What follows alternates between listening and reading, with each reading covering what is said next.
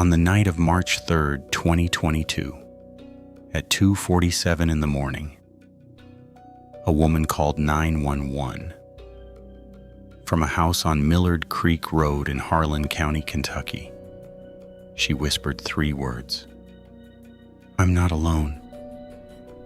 Then she went silent. The line did not close. The dispatcher stayed on.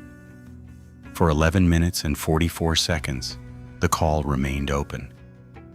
And for the last 4 minutes of that recording, the dispatcher heard breathing.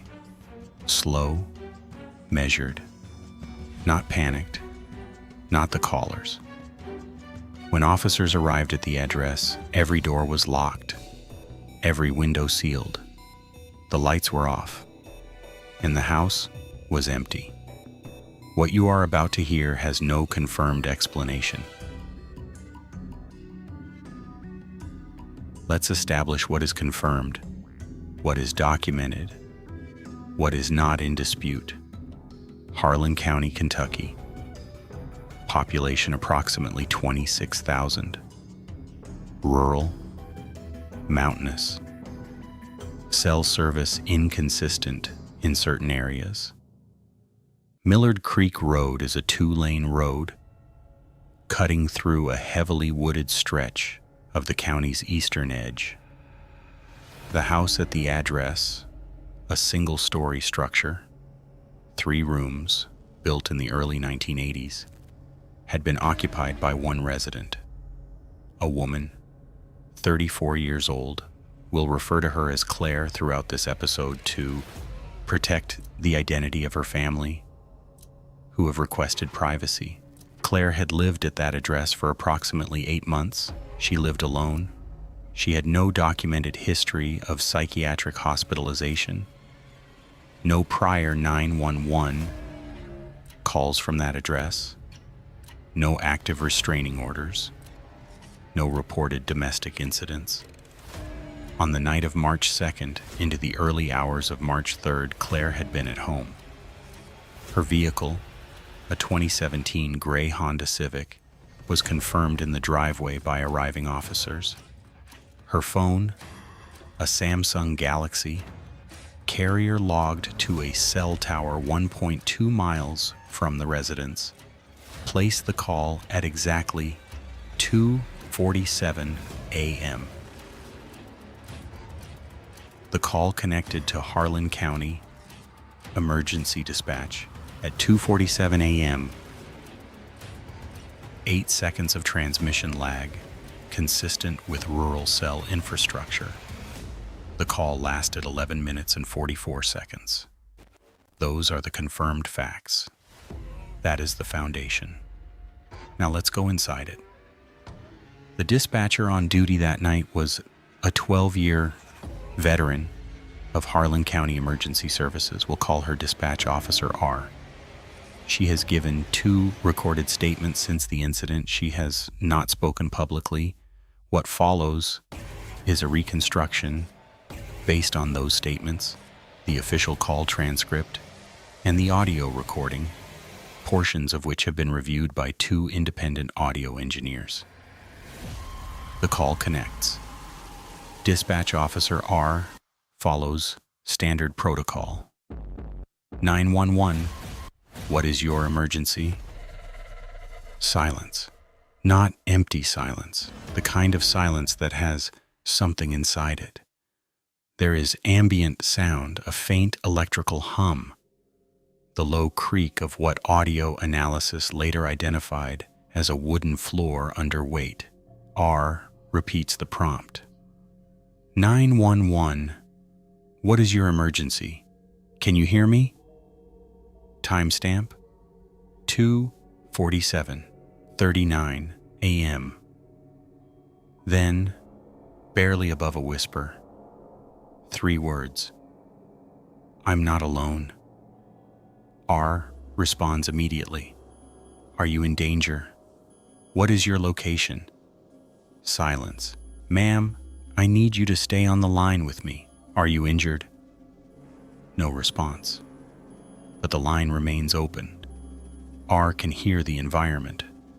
The same floor creak. A low mechanical sound she initially attributed to a refrigerator or HVAC system. At 2:49:02 a.m., R notes in her statement that she heard what she described as, and I want to read her exact words here, a sound like something shifting its weight, not footsteps, more like a settling. The way a house sounds when someone very heavy stands very still. She dispatches a patrol unit at 2:49:17 a.m. 2 officers. Estimated arrival time, 12 minutes. The call remains open. For the next 4 minutes, R stays on the line. She continues prompting. "Ma'am, help is on the way. I need you to make a sound if you can hear me. Tap the phone once." Nothing. The ambient environment continues. The hum. The occasional subtle creak. At 2:53:44 a.m., something changes in the audio. Both independent engineers flagged the same moment. The hum shifts frequency. Slightly, not dramatically, but measurably. As if something in the room changed position relative to the phone. R does not note this in her statement. She may not have heard it. It is only visible on the waveform analysis. At 2:54:22 a.m., the breathing begins. R's statement describes it this way. "I thought at first it was interference, static that sounded rhythmic. But it wasn't static, it was paced. In, out, in, out. About 6 seconds per cycle. Very slow, like someone who is trying not to be heard." She calls out again. "Ma'am, are you still there?" The breathing continues. It does not change pace. It does not react to her voice. At 2:55 a.m., R attempts to close the line on her end to free the frequency, standard procedure when a caller becomes unresponsive. Her console logs the disconnection attempt at 2:55:09 a.m. The call does not close. The line remains open. She tries again. 2:55 a.m. Still open. Her supervisor, notified at 2:55:20 a.m., manually attempts to terminate the call from a secondary console. The line remains open for 47 more seconds. The breathing continues throughout. The call closes at 2:55:57 a.m., 11 minutes and 44 seconds after it began. No technical explanation for the failure to disconnect has been confirmed by the carrier. The carrier's incident report notes, and I want to read this precisely, no fault identified in switching hardware, no software anomaly recorded, line termination failure categorized as undetermined. Undetermined. Officers arrive. Officers arrived at 3:01:44 a.m., 14 minutes and 33 seconds after dispatch, slightly longer than estimated due to road conditions. The night was clear. Temperature, 38 degrees Fahrenheit. No precipitation. Their dashboard camera confirms arrival time. The driveway was empty except for Claire's gray Civic. No other vehicles. No tire tracks in the soft gravel shoulder indicating recent departure. Officer A approached the front door. Knocked twice. No response. Knocked again. Called out Claire's name. No response. At 3:03 a.m., Officer A tried the front door handle. Locked. He moved to the east-facing window. Curtains drawn. He reported no movement visible through the gap at the curtain edge. No light inside. Officer B moved to the rear of the property. Back door, locked. Single rear window, sealed. No movement, no sound from inside. At 3:04:52 a.m., with no response and an open 911 call on record, the officers exercised welfare check authority and forced entry through the front door. What they found, or rather what they did not find, is where this case becomes difficult to explain. The house was empty. Every room, living area, kitchen, single bedroom, single bathroom, empty. No one present. Lights off throughout. No signs of struggle. No overturned furniture. No broken glass. No blood. Dishes in the drying rack from what appeared to be an earlier meal. A book open on the couch. Page 114. A glass of water on the side table. Still cold. Claire's coat, hanging on a hook by the front door. Her keys on the kitchen counter. Her wallet on the nightstand. Her phone was not found, but its carrier signal had already dropped by the time officers arrived, consistent with a phone that had been powered down or had lost battery. The last confirmed location ping for that phone remained fixed to the cell tower 1.2 miles from the residence. It did not move, which means the phone either stayed in that coverage area or stopped transmitting entirely before it could move out of it. Officers searched the surrounding property. A small yard, a tree line beginning approximately 40 feet behind the house. No sign of Claire. No footprints in the frost-touched ground near the rear of the property. The ground near the front and sides, too dry and hard to register impressions. No one was found. A full county search was initiated at first light. Claire was not located that day, or the following day, or the week after. Reported accounts. 3 people have provided accounts relevant to the events of that night. We will present each one without editorializing. The first is a neighbor, a retired man in his late 60s who lives approximately 900 feet from Claire's house, the closest occupied residence on Millard Creek Road. He stated, "I heard a car on the road around 2 in the morning, maybe a little after. I couldn't sleep. I heard it slow down near her place. Then I didn't hear it pull back out. I figured it was nothing. Somebody turning around maybe." He did not report this at the time. He came forward 11 days after Claire's disappearance. Officers were unable to identify the vehicle. No matching vehicle was captured on the single traffic camera covering the road's intersection with Route 72, approximately 1.6 miles east. That camera showed no vehicles passing between 1:45 a.m. and 3:30 a.m. on the night in question. Millard Creek Road has no outlet to the west. The second account comes from a woman who worked with Claire at a distribution facility in Harlan. She stated that in the week before March 3rd, Claire had mentioned twice that she felt like someone had been inside her house. Nothing missing. Nothing moved dramatically. Just a feeling, Claire told her, that the air in the house was different when she came home. Like someone had just left, she said. Claire had not reported this to police. She had not mentioned it to her landlord. She mentioned it to one coworker. Twice. In the final week of her life as a documented presence. The third account is the most difficult to categorize.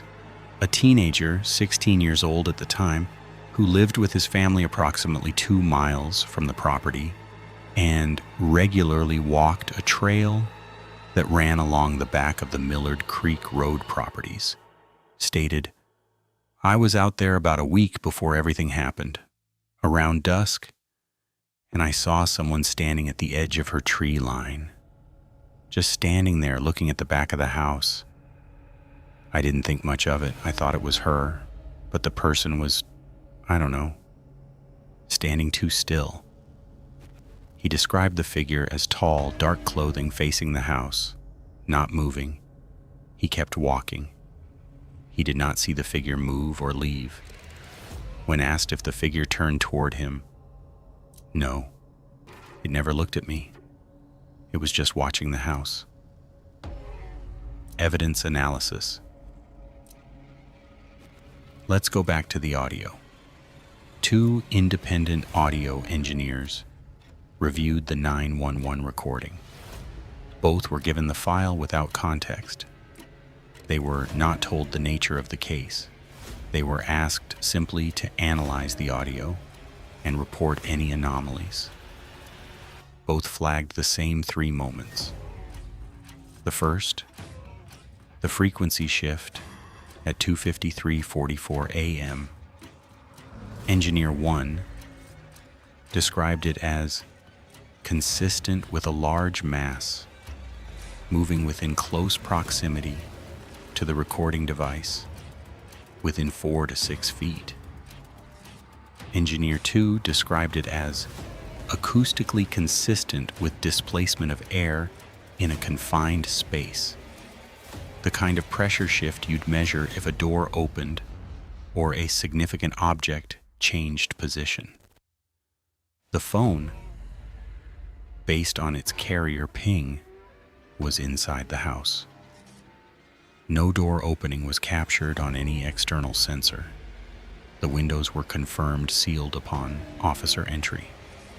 The second flagged moment, a sound at 2:54 a.m., 15 seconds before the breathing becomes clearly audible. Isolated and amplified, it is described by Engineer 1 as a vocalization, very low, subvocal, below normal conversational register. It does not match the breathing pattern that follows. It is a separate audio event. Engineer 2, it sounds like the beginning of a word that was stopped or suppressed. Neither engineer could determine the content of the vocalization. Neither engineer could confirm it was human. The third flagged moment, at 2:55:41 a.m., 16 seconds before the line finally closes. A single sound, brief, approximately 0.3 seconds in duration. Both engineers described it the same way. A knock, single. From what the acoustic signature suggests was a hollow surface, consistent with a wooden interior door, not from outside the house, from inside.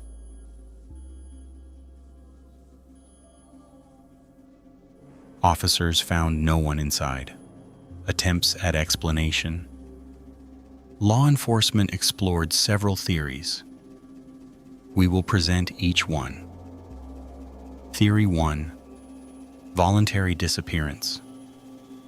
Claire left willingly, staged the call, and departed between the time the call ended and officers arrived, approximately 6 minutes.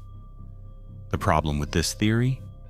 Her coat, keys, wallet, and vehicle were left behind. The temperature was 38 degrees.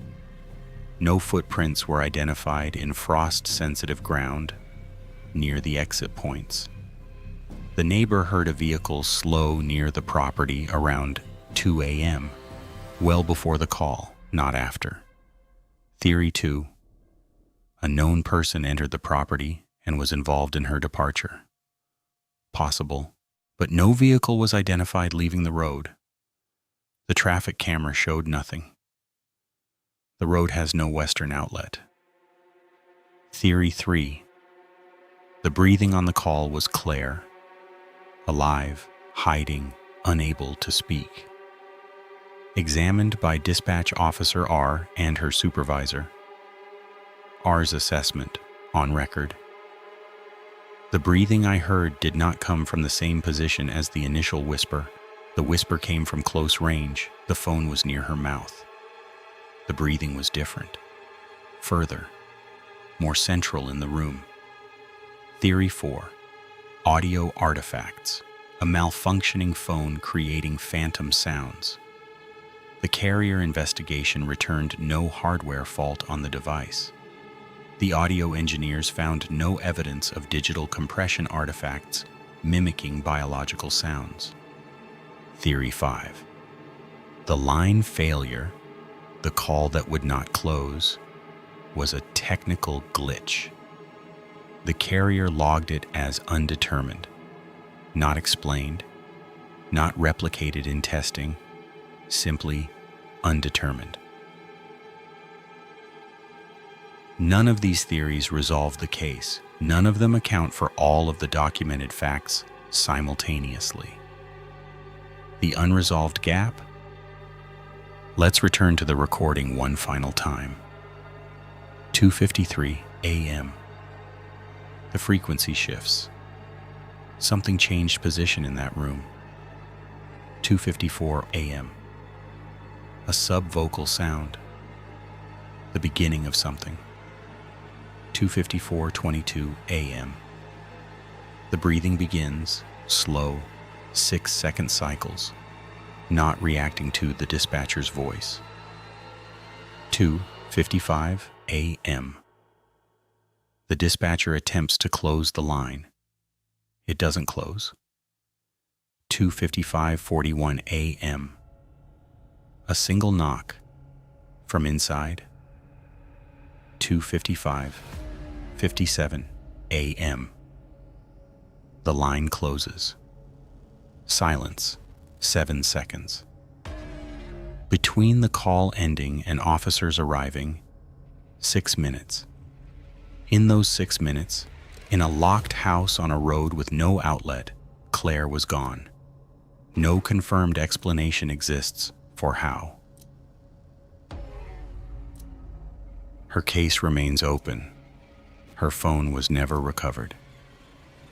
The house on Millard Creek Road has been vacant since March 4, 2022. The landlord has been unable to find a new tenant. Those who have walked through it report that the interior still feels occupied.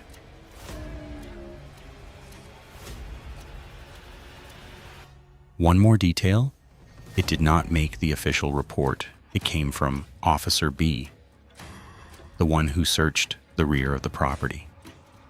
In a conversation with a local journalist 14 months after the incident, later published in a regional paper, he said, "When I came around the back of the house that night, before we forced entry, I stopped for a second.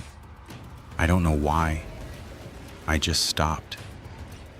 And I looked up at the back window. The curtain was drawn, but for just a second, I thought I saw it move. From the inside, like something had been standing there, watching us come in." He paused before he continued. "The thing is, we checked every room, every corner, every closet. There was nothing in that house that should have been able to move a curtain." The official case file for Claire's disappearance contains 44 pages of documentation. It has not been closed. It has not been reclassified. It remains open and active. The 911 recording exists. It has not been altered. The waveform anomalies have not been explained. The line failure has not been replicated. The knock on the interior door at 2:55 a.m. has no confirmed origin. There is one final detail we have not yet addressed. Something small. Something that only becomes relevant when placed alongside other cases. The call came in at 2:47 a.m. The frequency shift occurred at 2:53 a.m. The breathing began at 2:54 a.m. The line failed to close at 2:55 a.m. Note those times. We will return to them. We don't know what was in that house. We don't know what Claire heard in the moments before she called. We don't know what moved in that room while the line was open. We don't know what knocked on that door from the inside. We know only this: a woman called for help. Someone else was breathing in the room. And when the door opened, there was no one there. Next time on This Happened Here, a man lived alone on the 4th floor of an apartment building in Covington, Kentucky. His neighbors heard him pacing all night, back and forth, for hours. In the morning, they heard nothing. The building's security system showed every exit unused from the time he arrived home to the time someone finally knocked on his door. Every camera, every stairwell, every emergency exit, nothing. His door was locked from the inside. His chain was drawn. And when the building manager finally got the door open, the apartment was empty. His shoes were beside the door. His keys were on the counter. His phone was on the bed. And on the floor, directly in the center of the room, was a single set of footprints pressed into the carpet, walking toward the wall and stopping. They searched the building. They searched the surrounding streets.